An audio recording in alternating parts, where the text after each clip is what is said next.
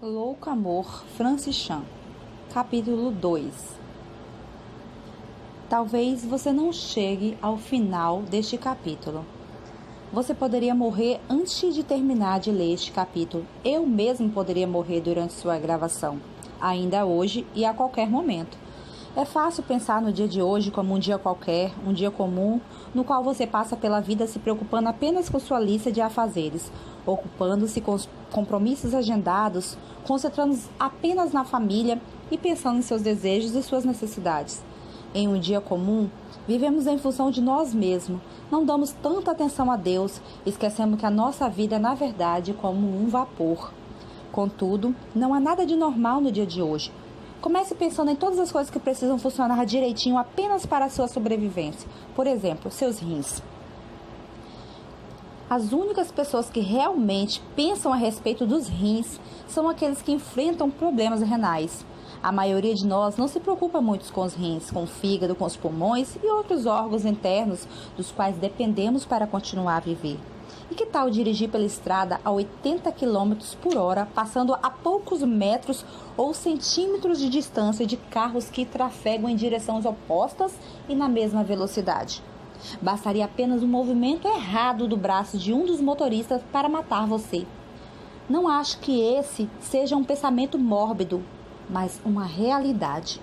É uma loucura pensar que o dia de hoje é um dia normal, no qual podemos fazer o que bem entendemos. Tiago escreve: ouçam agora vocês que dizem, hoje ou amanhã iremos para esta ou aquela cidade, passaremos um ano ali, faremos negócios e ganharemos dinheiro. Vocês nem sabem o que lhe acontecerá amanhã, que é a sua vida. Vocês são como uma neblina que aparece por um pouco de tempo e depois se dissipa. Está em Tiago 4, do versículo 13 ao 14. Quando pensamos a respeito disso, ficamos meio constrangidos. No entanto, mesmo depois da leitura desses versos, você acredita mesmo que sua vida possa se dissipar a qualquer momento? Que você pode morrer ainda hoje? Ou será que em vez disso você se sente uma pessoa invencível? Frederick Buechner escreveu: intelectualmente todos nós sabemos que vamos morrer, mas não temos de fato essa noção no sentido de que esse conhecimento se torne parte do nosso ser. Não temos essa noção no sentido de como se a morte fosse uma realidade. Pelo contrário, nossa tendência é viver como se a vida fosse durar para sempre. Estresse justificado? Nunca tive nenhum problema de coração até 2 anos atrás, quando comecei a sentir algumas palpitações. Com o tempo, elas se tornaram mais frequentes e isso me preocupava. Por fim, contei à minha esposa. No caso de alguma coisa acontecer, não queria que fosse um choque total. Ela sugeriu que eu procurasse um médico, mas resisti porque sou teimoso e costumo agir assim. Sabe, quando fui honesto comigo mesmo, descobri qual era o meu problema. Eu estava abalado por um forte estresse. Era a época de Natal e eu tinha de cuidar de um monte de coisas e me preocupar com elas. Na véspera de Natal, o problema se intensificou de tal maneira que avisei minha mulher que procuraria o pronto-socorro logo depois do culto. No entanto, durante o culto, coloquei todas as minhas preocupações e meu estresse diante de Deus. Os sintomas foram desaparecendo pouco a pouco e nunca fui ao médico. Eu costumava acreditar que neste mundo há 2 tipos de pessoas. Aquelas que por natureza se preocupam com tudo e que aí há aquelas que levam a vida na maior naturalidade e alegria. Eu não poderia evitar. Fazia parte do meu primeiro grupo. Sou aquele tipo de pessoa que resolve problemas. Por isso tenho que me concentrar nas coisas que precisam de conserto. Deus sabe que essa minha intensidade e a ansiedade estão diretamente relacionados com o trabalho ministerial. Eu me preocupo porque levo o meu trabalho a sério. Certo? No entanto, é nesse momento que surge aquela ordem desconcertante. Alegre-se sempre no Senhor. Novamente direi, alegre-se. Filipenses 4:4. Você vai perceber que ele não termina com, a não ser que esteja fazendo alguma coisa muito importante. Não, trata-se de uma ordem para todos nós e é seguida de uma orientação. Não andeis ansioso por coisa alguma. Está no versículo 6. Aquilo me surgiu como uma revelação extraordinária, mas o que entendi depois foi ainda mais fantástico. Quando me sinto consumido por meus problemas, estressado por causa da vida, de minha família, de meu trabalho, na verdade, estou carregando a crença de que as circunstâncias são mais importantes que a ordem de Deus de me alegrar sempre. Em outras palavras, passo a acreditar que tenho certo direito de desobedecer a Deus por causa da dimensão das minhas responsabilidades. A preocupação significa que não confiamos tanto assim que Deus seja suficientemente grande, poderoso ou amoroso para cuidar do que está acontecendo em nossa vida. O estresse denuncia que essas coisas não estão envolvidas, são tão importantes a ponto de merecer nossa impaciência, nossa falta de delicadeza em relação aos outros ou a nossa incapacidade de manter o controle. Basicamente, esses dois comportamentos demonstram que consideramos tão natural o pecado e a falta de confiança em Deus, porque as coisas da vida são, de alguma forma, excepcionais. Tanto a preocupação quanto o estresse cheiram a arrogância. Eles denunciam nossa tendência de esquecer que somos perdoados, que nossa vida aqui é muito breve, que estamos a caminho de um lugar onde nunca mais sentiremos sós, temerosos ou magoados, e que no contexto da força de Deus, nossos problemas são pequenos de fato, porque temos tanta facilidade para nos esquecermos de Deus. Quem pensamos que somos? Eu me vejo respondendo essa lição o tempo todo. Embora tenha um vislumbre de santidade de Deus, ainda sou tolo o suficiente para esquecer que a vida tem tudo a ver com Deus e não comigo, de jeito nenhum. Funciona mais ou menos assim. Suponhamos que você seja figurante de um filme que está em fase de produção. É provável que fique procurando aquela cena única na qual centenas de pessoas estão circulando como baratas tontas à espera da fração de segundo em que consegue distinguir sua nuca. Talvez sua mãe e seus melhores amigos fiquem entusiasmados com aquela aparição tão rápida. Talvez. No entanto, ninguém mais perceberá quem é você, quem estava ali. Que é você que estava ali. Mesmo que fique sabendo, não se importarão com isso. Vamos dar um passo seguinte.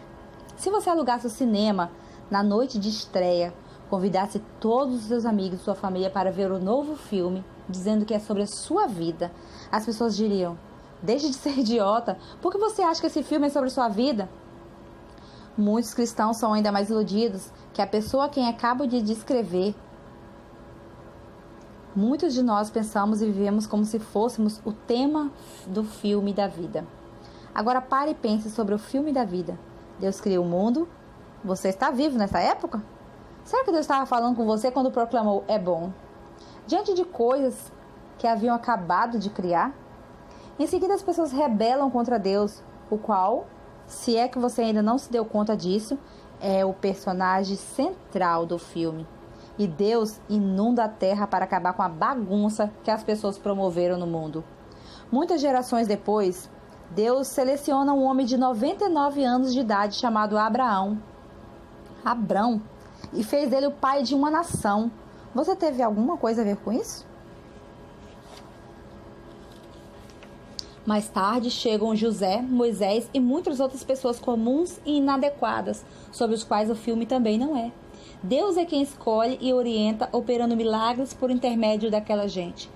Na cena seguinte, Deus envia juízes e profetas à sua nação, porque as pessoas parecem capazes de oferecer ao Senhor a única coisa que lhe pede: obediência.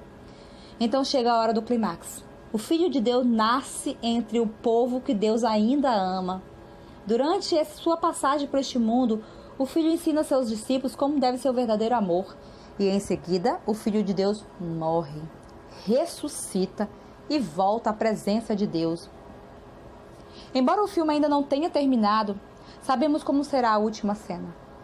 É aquela que já escrevi no capítulo 1, a sala do trono de Deus. Nela, todos os seres adoram Deus que está sentado no trono, pois só Ele é digno de ser louvado. Do início ao fim, o filme é obviamente a respeito de Deus. Ele é a personagem principal. Como é possível que vivamos como se o enredo fosse a nossa própria vida? Nossa cena no filme, nossa vida tão breve, está em algum lugar entre o momento em que Jesus ascende aos céus, que está no livro de Atos, e a parte no qual todas as pessoas adorarão a Deus em seu trono celestial, que está em Apocalipse.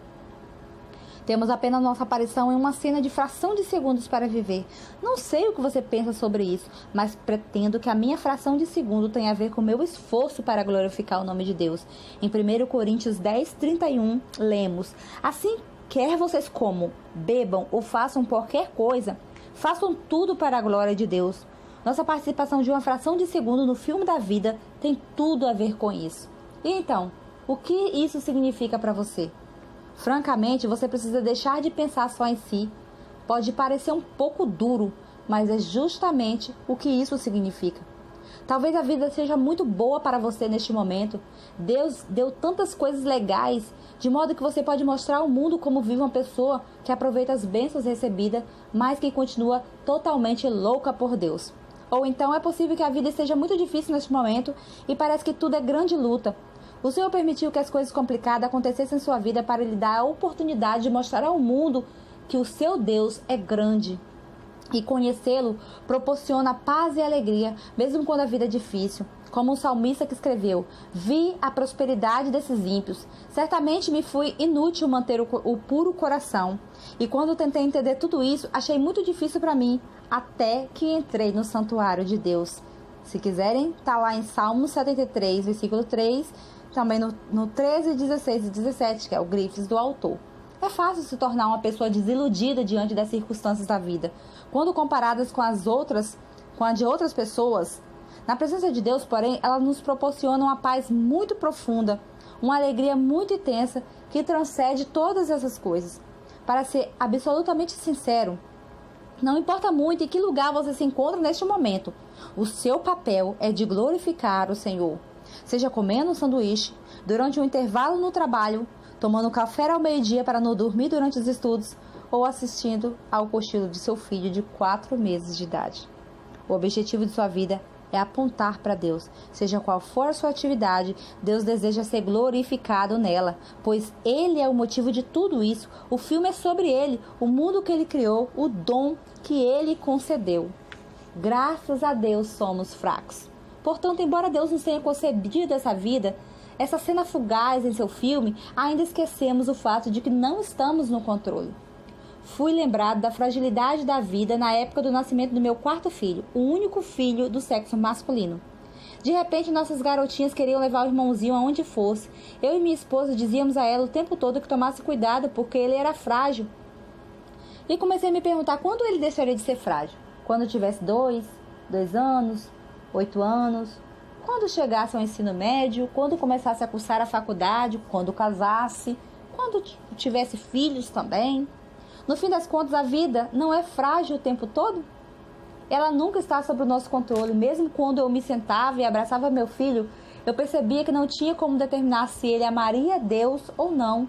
Em última análise, tenho pouco controle sobre minha vida e sobre o que pode vir a me acontecer. Não seria mais fácil, a essa altura, começar a viver de modo mais reservado, seguro e controlado? Não seria o momento de parar de assumir riscos e passar a viver em função de medos e das coisas que podem me acontecer? Enclausurar-se em uma das possíveis reações, a outra é reconhecer toda a nossa incapacidade de controlar a vida e buscar a ajuda de Deus. Se a vida fosse algo estável, eu jamais precisaria da ajuda de Deus. No entanto, como não é assim que a coisa funciona, eu busco Deus o tempo todo. Sou grata pelas coisas que desconheço e por outras as quais eu não tenho controle, pois elas me fazem correr na direção de Deus. Apenas a título de pôr em perspectiva a brevidade de nossa vida. Ao longo do tempo, algo entre 45 bilhões e 125 bilhões de pessoas já viveram na Terra. Dentro de cerca de 50 anos, esse período pode variar em 2 décadas, para mais ou para menos. Ninguém se lembrará de você. Todas as pessoas que conheceram estarão mortas. Com certeza ninguém se importará em saber qual foi sua profissão, que carro você dirigia, que escola frequentou, que roupa você vestia. Isso pode ser tão assustador o quanto motivador, ou mesmo uma mistura das duas coisas. Você está preparado?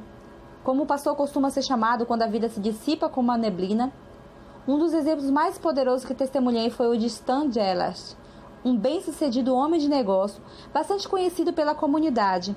Stan estava oficinando uma cerimônia fúnebre quando resolveu falar sobre o Evangelho. Ao fim de sua mensagem, ele disse às pessoas que participavam do velório: você não tem como saber quando Deus levará a sua vida. Quando esse momento chegar, não há nada que possa fazer a respeito. Você está preparado? Um pouco depois, Stan sentou-se e o seu corpo tombou e ele morreu. A esposa e os filhos tentaram reanimá-la, mas não havia nada que pudesse fazer.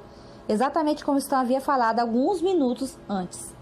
Nunca me esquecerei do telefonema que recebi. Saí correndo para a residência da família de Elas. A esposa de Stan, Suzy, estava chegando em casa. Ela me abraçou e chorou.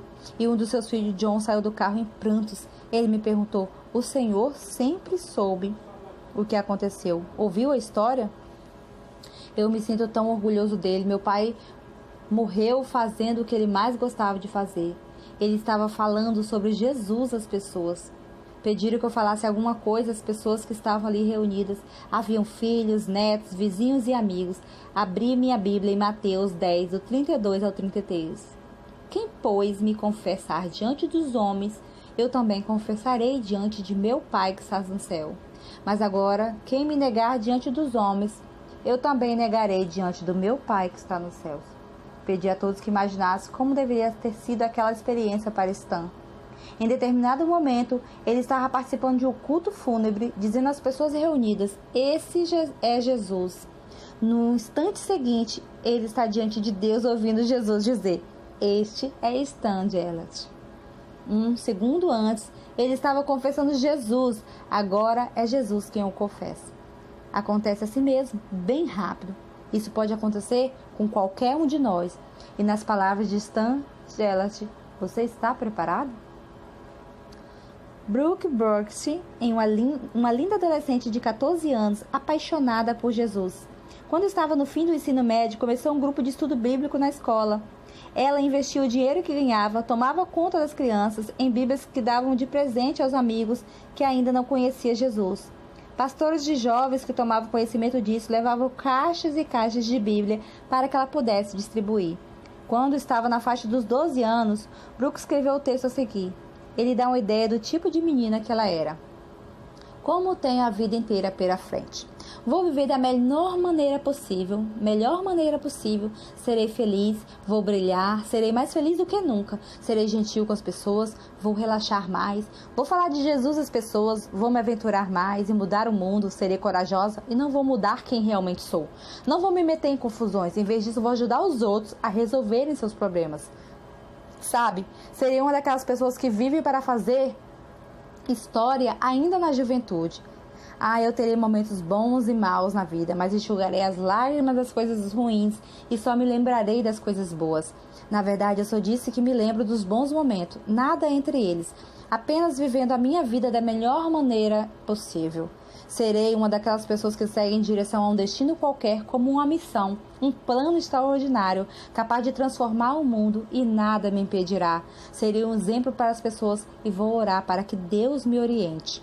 Tenho minha vida inteira pela frente. Vou oferecer aos outros a alegria que tenho e Deus me dará alegrias ainda maiores. Verei tudo o que Deus mandar, seguirei os passos de Deus e farei o melhor que eu puder. Durante seu primeiro ano no ensino médio, Brooke estava em um carro a caminho do cinema quando sofreu um acidente. Sua vida na Terra acabou quando tinha apenas 14 anos, mas não a influência que ela exerceu. Aproximadamente 1,5 mil pessoas comparecem ao culto fúnebre da Brooke. Várias pessoas da escola pública onde ela estudava leram poemas que a jovem escrevera falando do seu amor por Deus. Todos falaram sobre o exemplo e a alegria que ela transmitia. Falei do Evangelho e convidei as pessoas que desejavam conhecer Jesus a ir à frente e entregar a vida ao Salvador. Pelo menos 200 estudantes se ajoelharam em frente à igreja, orando por salvação. Os obreiros entregaram a Bíblia a cada um deles. Haviam Bíblias que Brooke tinha guardado em sua garagem, na esperança de entregá-la a todos os seus amigos não salvos. Em um dia, Brooke levou mais pessoas ao Senhor do que a maioria das pessoas conseguiria. Em breve, 14 anos de vida na terra, Brooke foi fiel a Cristo. Sua vida tão curta não foi em vão. As palavras de seu texto pareciam proféticas. Sabe, serei uma daquelas pessoas que vivem para fazer história ainda na juventude. Todo mundo ficou chocado ao testemunhar ou receber a notícia de alguma pessoa conhecida que partiu dessa vida. Até mesmo enquanto você lê este livro, é provável que alguns nomes e rostos lhe venham à sua lembrança. É bom pensar sobre essas pessoas em sua vida, assim como é bom pensar na morte, como escreveu o autor de Eclesiastes. É melhor ir a uma casa onde há luto do que uma casa em festa, pois a morte é o destino de todos os vivos. Deve levar a sério isso. História de pessoas que morreram depois de viver segundo a vontade de Deus não são histórias com um final feliz. Histórias de pessoas que morreram depois de viver segundo a vontade de Deus são histórias com final feliz. Infelizmente, muitas pessoas morrem depois de viver de maneira egoísta. O funeral delas é repleto de gente que distorce a verdade para criar algo que pareça minimamente como uma vida significativa. Ninguém ousa proferir uma ofensa sequer naquela cerimônia. Há uma obrigação tácita de inventar uma frase bonita a respeito da pessoa que morreu. Às vezes, porém, pensamos a mesma coisa em segredo. Na verdade, ele não era uma pessoa tão boa assim. A verdade é que algumas pessoas desperdiçam a vida. Não se trata de uma crítica que se foram, mas de alertas que ainda estão vivos. Posso garantir com convicção que o seu funeral será muito bonito. Todos são. O fato é que, a essa altura, você não se importará mais com isso. Abraham Tozer disse certa vez, por causa de seu pecado, uma pessoa pode desperdiçar a vida, o que significa desperdiçar aquilo que temos de mais parecido com Deus na terra. Essa é a maior tragédia humana e a mais profunda tristeza divina. E quando estivermos face a face com Deus Santo, não é com a beleza do funeral que estaremos preocupados. Com certeza, será sobre isso que Ele estará pensando. Quaisquer elogios que você recebeu na terra serão desaparecidos, e tudo quanto restará será a verdade. A igreja de Sardes tinha uma ótima reputação, mas isso não fez diferença. Jesus disse a ela: conheça as suas obras, você tem fama de estar vivo, mas está morto. Apocalipse 3:1. E tudo o que importa é a realidade do que somos diante de Deus. Sua obra será mostrada porque o dia trará a luz, pois será revelada pelo fogo, que provará a qualidade da obra de cada um. Se o que alguém construir permanecer, esse receberá recompensa. Se o que alguém construir se queimar, esse sofrerá prejuízo. Contudo, será salvo como alguém que escapa através do fogo. 1 Coríntios 3, do 13 ao 15. Talvez pareça um pouco duro, mas as palavras duras geralmente caminham de mãos dadas com a verdade amorosa. É fácil ouvir uma história como a de Brooke e seguir em frente com a vida sem parar e reconhecer que aquela vida interrompida de um momento para o outro poderia ser a sua, a minha, ou de sua esposa ou a de seu irmão. Você pode ser a próxima pessoa a morrer em sua família. Pode ser que eu seja a próxima pessoa a morrer em minha igreja. Temos de nos dar conta disso. Precisamos acreditar nisso o suficiente para mudar nosso jeito de viver. Um amigo meu tem uma visão particularmente sábia a respeito dessa questão. Certa vez perguntaram a ele se ele não estava dedicando tempo demais para servir os outros e doando além do necessário. A resposta dele foi gentil, mas sincera. Fico pensando se você diria isso depois de sua morte. Amigos, precisamos parar de viver a maneira egoísta sem nos lembrar do nosso Deus. Nossa vida é curta, a morte costuma chegar quando ninguém espera, e todos nós que estamos vivos somos lembrados disso de vez em quando. E é por essa razão que escrevi esse capítulo, para nos ajudar a lembrar que no filme da vida nada mais importa além do nosso Rei e Deus. Não se permita esquecer essa realidade, faça que ela penetre a mente e continue a se lembrar de que é uma verdade. Ele é tudo.